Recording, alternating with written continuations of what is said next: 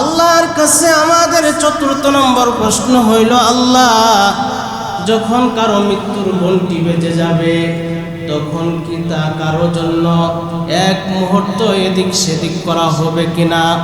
আল্লাহ রাব্বুল আলামিন সূরা আরাফের 34 নম্বর আয়াতে আল্লাহ বলেন, فَإِذَا جَاءَ أَجَلُهُمْ لَا يَسْتَأْخِرُونَ سَاعَةً وَلَا يَسْتَقْدِمُونَ। আল্লাহ বলেন, যখন কারো মৃত্যুর ঘণ্টি বেজে যাবে এক মুহূর্ত এদিক সেদিক করা হবে না। আল্লাহ রাব্বুল আলামিন বলেন, সময় মতোই মৃত্যু হবে। আল্লাহ বলেন, ওয়ামা খালাকনাস সামাআ ওয়াল আরদা ওয়ামা বাইনাহুমা বাতিলা। আল্লাহ বলেন, আসমান জমিনের উভয়ে যা কিছু আছে, আল্লাহ বলেন কোনো কিছুই আমি আল্লাহ অনর্থক সৃষ্টি করি নাই। আল্লাহ রাব্বুল আলামিন আমাদেরকে জানিয়ে দিলেন যে আমি তোমাদেরকে অনর্থক সৃষ্টি করি নাই। তাহলে আল্লাহর কাছে আমাদের প্রশ্ন হইল, আল্লাহ আপনি আমাদেরকে তাহলে কি জন্য সৃষ্টি করছেন? আল্লাহ রাব্বুল আলামিন সূরা যারিয়াতের 56 নং আয়াতে কারিমায় আল্লাহ বলেন, ওয়ামা খালাকতুল জিন্না ওয়াল ইনসা ইল্লা লিয়াবুদুন। আল্লাহ বলেন, আমি জিন আর মানব জাতিকে শুধুমাত্র আমি আল্লাহর ইবাদতের জন্যই সৃষ্টি করেছি। এখন আল্লাহর কাছে আমাদের প্রশ্ন হইল, আল্লাহ আপনি আমাদেরকে ইবাদতের জন্য সৃষ্টি করেছেন, তাহলে আমরা আপনার ইবাদত কতদিন পর্যন্ত করব? আল্লাহ রাব্বুল আলামিন সূরা হিজরের 99 নম্বর আয়াতে আল্লাহ বলেন, ওয়া'বুদু রাব্বাকা হাত্তা ইয়াতিয়াকাল ইয়াকিন। তুমি তোমার রবের ইবাদত করো মৃত্যু আসা পর্যন্ত। কতদিন ইবাদত করব? মালাকুল মউতের সাথে সাক্ষাৎ হওয়া পর্যন্ত তুমি তোমার রবের ইবাদত করবে। এখন আল্লাহ তাআলার কাছে তৃতীয় নম্বর প্রশ্ন হইল, আল্লাহ আপনি মৃত্যু এবং হায়াত কেন সৃষ্টি করলেন? কারণ কি? আল্লাহ রাব্বুল আলামিন সূরা মুলুকের 2 নম্বর আয়াতে আল্লাহ বলেন, আল্লাযী খালাকাল মাউতা ওয়াল হায়াতা লিয়াবলুয়াকুম আইয়ুকুম আহসানু আমালা। আল্লাহ বলেন, যিনি মৃত্যু এবং হায়াতকে সৃষ্টি করেছেন, লিয়াবলুয়াকুম, যেন তিনি তোমাদেরকে পরীক্ষা করেন, আইয়ুকুম আহসানু আমালা, কর্মের দিক থেকে তোমাদের মধ্যে কে উত্তম। আল্লাহ হায়াত এবং মৃত্যু কেন সৃষ্টি করলেন? আল্লাহ আমাদের কাছ থেকে পরীক্ষা নেবেন কর্মের দিক থেকে কে ভালো কে মন্দ। হায়াতের মাধ্যমে, দুনিয়াতে আগমনের মাধ্যমে আমাদের জিন্দেগি শুরু, আবার মৃত্যুর মাধ্যমে দুনিয়ার সময় শেষ। হায়াত দুনিয়াতে আগমন আর দুনিয়া থেকে বিদায়ের মধ্যবর্তী সময়টুকু হলো হায়াত। এই সময়টুকুর মধ্যে আমরা কতটুকু ভালো কাজ করি, আল্লাহর হুকুম মানি, এই জন্যই রব্বে কারীম আল্লাহ আমাদেরকে হায়াত দান করলেন। আল্লাহ বলেন, আমি তোমাদের জন্য হায়াত সৃষ্টি করলাম, মৃত্যু সৃষ্টি করলাম। তৃতীয় নম্বর প্রশ্ন হইল, আল্লাহ তাআলা মৃত্যু এবং হায়াতকে কেন সৃষ্টি করলেন? আল্লাহ বলেন, তোমাদেরকে পরীক্ষা করার জন্য। কারণ হইল, আমাদের ভালো কাজের পুরস্কার আল্লাহ তাআলা দিবেন, মন্দ কর্মের শাস্তি আল্লাহ তাআলা দিবেন। এই জন্য আল্লাহ রব্বুল আলামিন আমাদেরকে মৃত্যু আর হায়াত দান করলেন। আল্লাহর কাছে আমাদের 4 নম্বর প্রশ্ন হইল, আল্লাহ যখন কারো সময় ফুরিয়ে আসবে তখন কে তার জন্য কি এক মুহূর্ত কি এদিক সেদিক করা হবে কিনা? আল্লাহর কাছে আমাদের 4র্থ নম্বর প্রশ্ন হইল, আল্লাহ যখন কারো মৃত্যুর ঘণ্টি বেজে যাবে তখন কি তা কারো জন্য এক মুহূর্ত এদিক সেদিক করা হবে কিনা? আল্লাহ রাব্বুল আলামিন সূরা আরাফের 34 নম্বর আয়াতে আল্লাহ বলেন, ফাইযা জাআ আজালুহুম লা ইস্তাখিরুনা সাআতাও ওয়ালা ইস্তাকদিমুন। আল্লাহ বলেন, যখন কারো মৃত্যুর ঘণ্টি বেজে যাবে এক মুহূর্ত এদিক সেদিক করা হবে না। আল্লাহ রাব্বুল আলামিন বলেন, সময় মতোই মৃত্যু হবে। 5ম নম্বর আল্লাহর কাছে আমাদের প্রশ্ন হইল, আল্লাহ ও আল্লাহ আমাদের জিন্দেগিতে অনেক গুনাহ রয়েছে, আমাদের কি একটু তওবা করার সুযোগ দেওয়া হবে কিনা? আমাদের কি কয়েক রাকাত নামাজ পড়ার সুযোগ দেওয়া হবে কিনা? আল্লাহ রাব্বুল আলামিন সূরা মুনাফিকুনের 11 নম্বর আয়াতে কারিমায় আল্লাহ বলেন, ওয়ালাই ইউআখিরুল্লাহু নাফসান ইযা জাআ আজালুহা। আল্লাহ বলেন, কোন নফসের যখন সময় এসে যাবে দুনিয়ার থেকে বিদায় গ্রহণের, তাকে এক মুহূর্তের জন্য সময় দেওয়া হবে না। ওয়াল্লাহু খাবীরুম বিমা তা'মালুন। আল্লাহ বলেন, তোমাদের কর্ম সম্পর্কে আল্লাহ রাব্বুল আলামিন অবগত আছেন।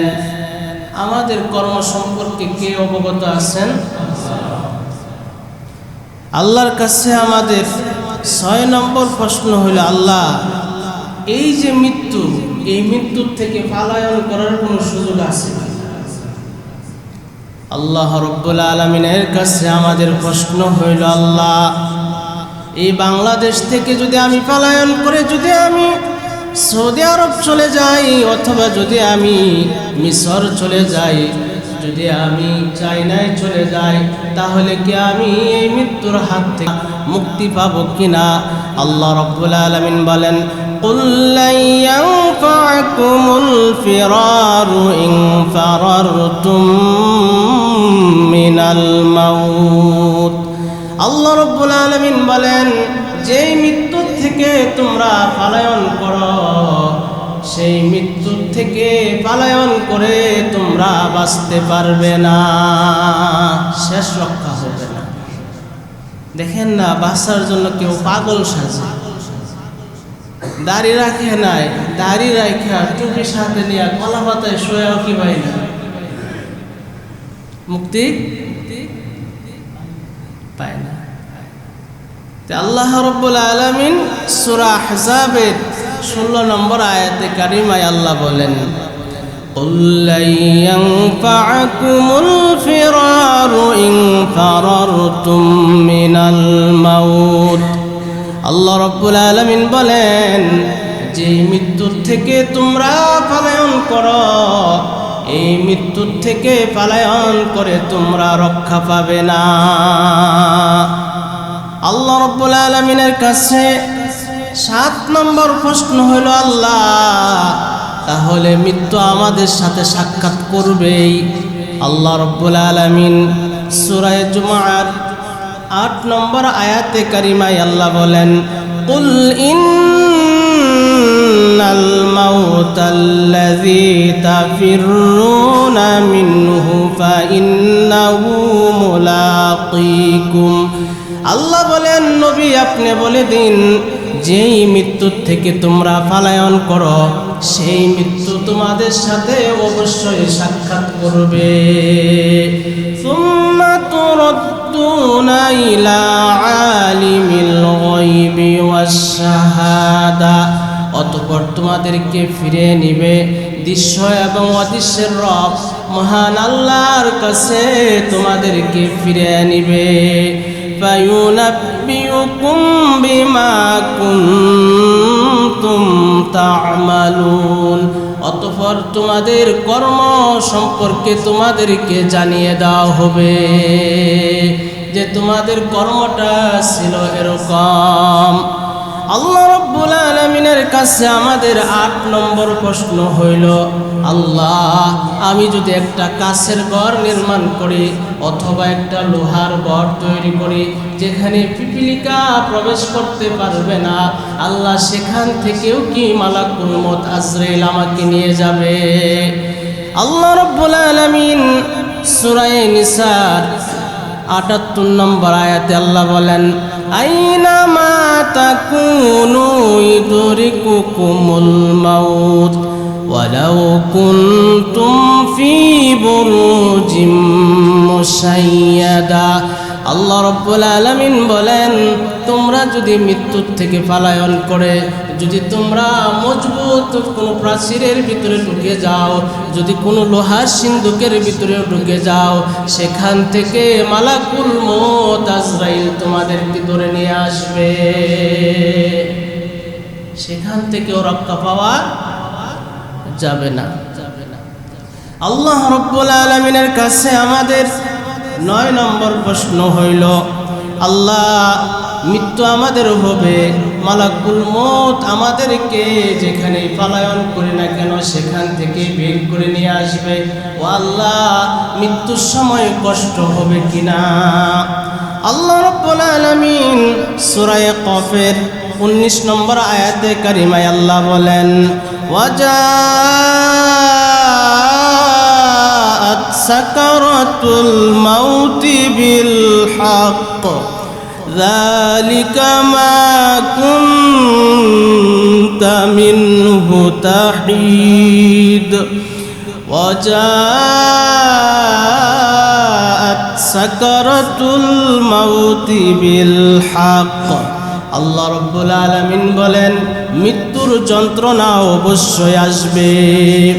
যালিকা মা কুনতা মিনহু তাহিদ, ও যার থেকে তোমরা পলায়ন করতে চাও সেই মৃত্যুর যন্ত্রণা তোমাদের সাথে সাক্ষাৎ করবে। আল্লাহ রাব্বুল আলামিনের কাছে আমাদের 10 নম্বর প্রশ্ন হইল, আল্লাহ তাহলে আমাদের মৃত্যু সাধা সাধন করতেই হবে। আল্লাহ রাব্বুল আলামিন সূরা আনকাবুতের 57 নং আয়াতে কারিমায় আল্লাহ বলেন, কুল্লু নাফসিন যায়িকাতুল মাউত। আল্লাহ রাব্বুল আলামিন বলেন, প্রত্যেকটা প্রাণী মৃত্যুর স্বাদ আস্বাদন করবে। সুম্মা ইলাইনা তুরজাউন। আল্লাহ বলেন, অতঃপর তোমরা আমার কাছে ফিরে আসবে। আমরা কার কাছে ফিরে যাব? আল্লাহর কাছে ফিরে যাব। এই চিন্তা কখনো মাথায় আসেনি।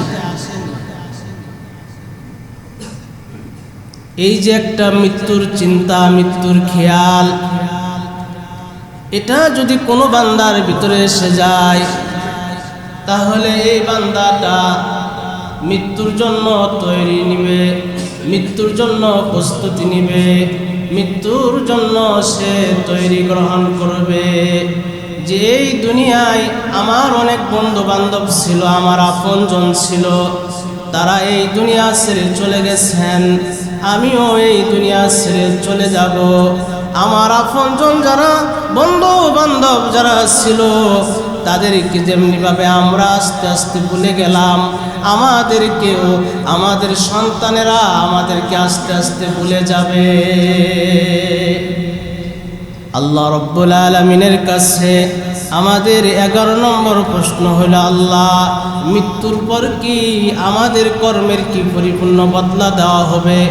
আল্লাহ রাব্বুল আলামিন সূরা আলে ইমরানের 185 নম্বর আয়াতে আল্লাহ বলেন, কুল্লু নাফসিন যায়িকাতুল মাউত। আল্লাহ বলেন প্রত্যেকটা প্রাণী মৃত্যুর স্বাদ আস্বাদন করবে। ওয়া ইন্নামা তুওয়াফাউনা উজুরাকুম ইয়াউমাল কিয়ামা, আল্লাহ বলেন তোমাদের কর্মের পরিপূর্ণ বদলা দেওয়া হবে। ফামান যুহজিহা আনিন নার, আল্লাহ রাব্বুল আলামিন বলেন যে ব্যক্তি জাহান্নাম থেকে মুক্তি পেয়ে যাবে, উদখিলাল জান্নাতা ফাকাদ ফাজ, আর জান্নাতে প্রবেশ করবে সেই ব্যক্তি স্থায়ীভাবে সফলতা অর্জন করবে। সেই ব্যক্তি স্থায়ীভাবে সফলতা অর্জন করবে। আল্লাহ রাব্বুল আলামিন বলেন ওয়ামাল হায়াতুদ দুনিয়া ইল্লা মাতাউল গুরুর, আর এই পার্থিব জীবন এটা হলো ধোঁকা। মানুষ দুনিয়ার ধোঁকায় পড়ে ইবাদত থেকে দূরে থাকে। আল্লাহ আমাদেরকে কেন সৃষ্টি করছেন?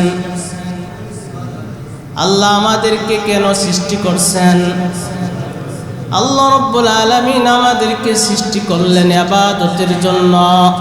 আল্লাহ বলছেন মা খালাকুতুল জিন্না ওয়াল ইনসা ইল্লা লিয়াবুদুন, আল্লাহ বলেন আমি জিন আর মানব জাতিকে শুধুমাত্র আমি আল্লাহর ইবাদতের জন্যই সৃষ্টি করলাম। ইবাদত কোন জিনিসের নাম? আল্লাহ পাক যে কাজগুলো করতে বলছেন সেগুলো করা, আল্লাহ পাক যে জিনিসগুলোর থেকে নিষেধ করছেন সেগুলোর থেকে বিরত থাকার নাম হলো ইবাদত। আল্লাহ নামাজ পড়তে বলছেন, নামাজ পড়াটা ইবাদত। আল্লাহ রোজা রাখতে বলছেন, রোজা রাখাটা ইবাদত। আল্লাহ যাকাত দিতে বলছেন, যাকাত দেওয়াটা ইবাদত। আল্লাহ পাক হজ্জে বাইতুল্লাহ করতে বলছেন, হজ্জে বাইতুল্লাহ করাটা ইবাদত। আল্লাহ পাক পিতামাতার খেদমত করতে বলছেন, পিতামাতার খেদমত করাটা ইবাদত। আল্লাহ পাক আত্মীয় স্বজনের হক আদায় করতে বলছেন, আত্মীয় স্বজনের হক আদায় করাটা ইবাদত। আল্লাহ পাক প্রতিবেশীর হক আদায় করতে বলছেন, প্রতিবেশীর হক আদায় করাটা ইবাদত। মানুষের সাথে সুন্দর আচরণ করার নির্দেশ আল্লাহ দিয়েছেন, মানুষের সাথে সুন্দর আচরণ করাটাই ইবাদত। আর আল্লাহ পাক যে সমস্ত কাজ থেকে বারণ করেছেন সেগুলোর থেকে বিরত থাকাটাও ইবাদত। আল্লাহ পাক রব্বুল আলামিন বলছেন মুমিন সুদ খাইবা না, সুদ না খাওয়াটা ইবাদত। আল্লাহ বলছেন ঘুষ খায়ও না, ঘুষ না খাওয়াটা ইবাদত।